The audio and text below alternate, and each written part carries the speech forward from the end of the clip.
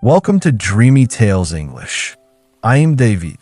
Tonight, we have a special story for you. It's called The Night Market of Chengdu.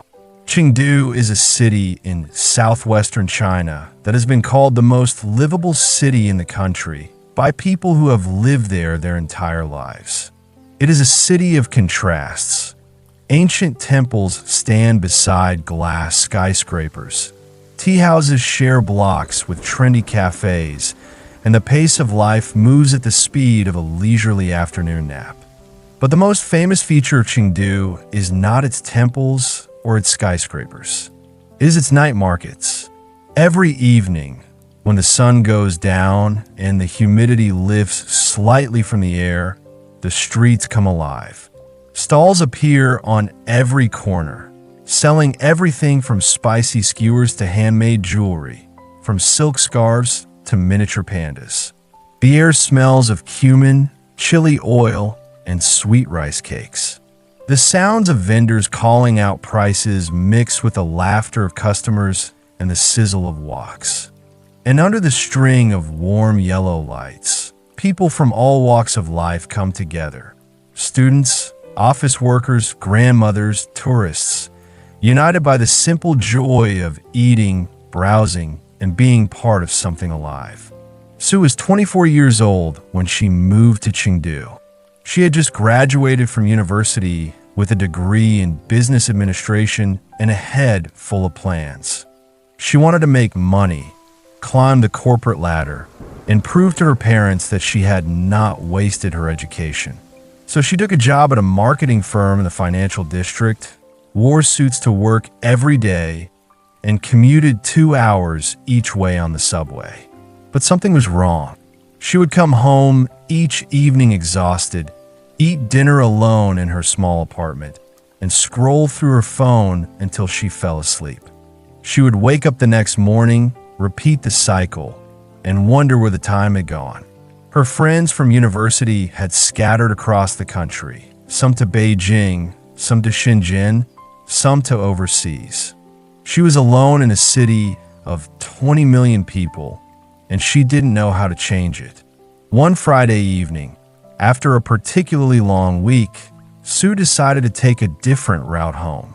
Instead of the subway, she walked. She walked past the office tower, past the coffee shops, past the bus stops, and into the old part of the city where she had never ventured before.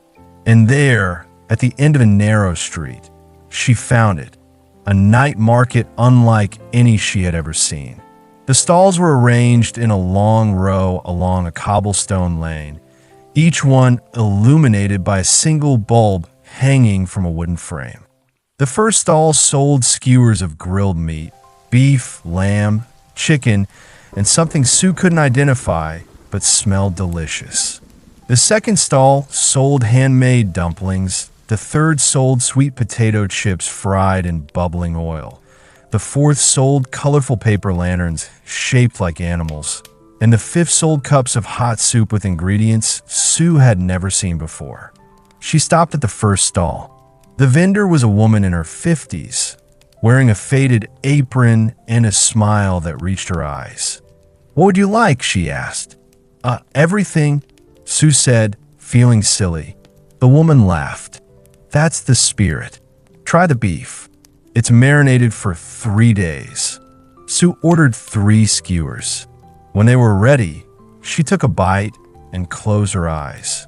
The meat was tender and smoky, seasoned with cumin and chili and something else. Something she couldn't name, but recognized immediately as comfort. "Where did you learn to cook like this?" she asked. "My mother taught me," the woman said. And her mother taught her. "We've been selling skewers on this street for 4 generations. 4 generations. Sue thought about her own family, her parents, her grandparents, and realized that none of them had done the same thing for 4 generations. Her father was an accountant. Her mother was a nurse. Her grandfather had been a farmer. Their lives had been about survival, about finding stable work and raising children. But this woman's life had been about something else, about chuanqing, about passing something down from one generation to the next. "Can I come back tomorrow?" Sue asked. The woman smiled. "Every night. The skewers are always fresh." And so Sue began a new routine. She still went to her office job every morning. She still wore her suit and sat in meetings and sent emails. But every evening after work, she walked to the night market and sat at the skewer stall, eating and talking and watching the world go by. She learned the names of the vendors. Annie Lee, who grilled the skewers, Uncle Zhang, who made the dumplings, Little Chun, who sold the paper lanterns. She learned their stories, how Annie Lee had opened her stall 20 years ago with nothing but a walk and a dream, how Uncle Zhang had trained for 3 years to perfect his dumpling recipe, how Little Chun had started making lanterns as a hobby and had accidentally become the most popular lantern seller in the market. She learned that the night market was not just a place to buy food. It was a community, a place where people came not just to eat, but to connect, where strangers became friends, where loneliness dissolved in the warmth of shared meals and shared stories. One evening, as Sue was eating her skewers and watching the market come alive around her, she noticed something unusual. A young man, no older than 20, was sitting alone at a small table in the corner. He was staring at his phone, but he wasn't scrolling. He was just sitting. His shoulders were slumped, his expression was blank, and the food on his plate had gone cold. Sue felt a pang of sympathy. She remembered that feeling, the feeling of being surrounded by people and still feeling completely alone. She stood up, walked over to his table, and sat down. "Mind if I join you?" she asked. The young man looked up, surprised. "Oh, no, I'm Joe." "Sue, I couldn't help but notice you're eating alone." Joe smiled faintly. "I am. It's a long story." "I have time," Sue said.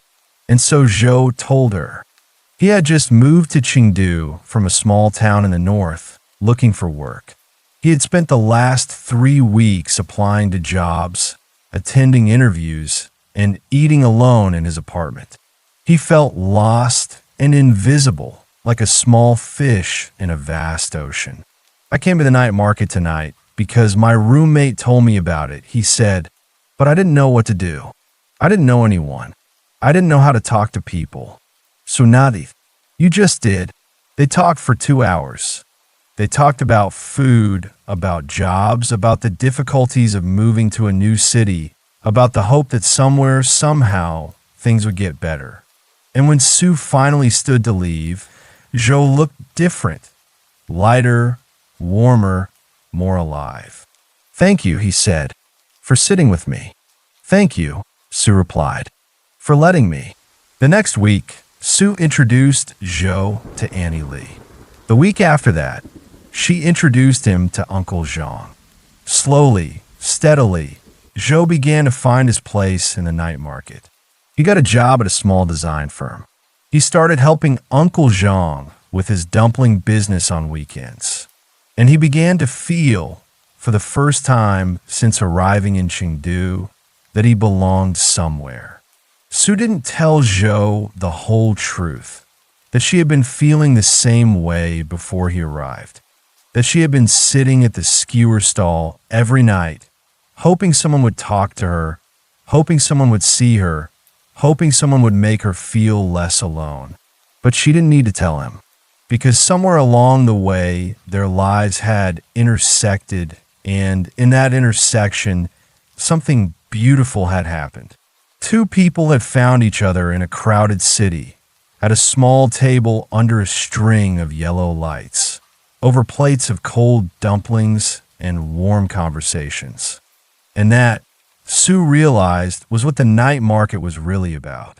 Not the food, not the shopping, not the entertainment, but the connection, the simple, profound, life-changing act of sitting down with someone and saying, "I see you. I hear you. You're not alone." Years later, when Sue looked back on that Friday evening when she had taken a different route home, She would remember it as the moment her life changed. Not dramatically, not overnight, but slowly and steadily, like the first light of dawn creeping across the horizon. She would still go to work every morning. She would still wear a suit and sit in meetings and send emails.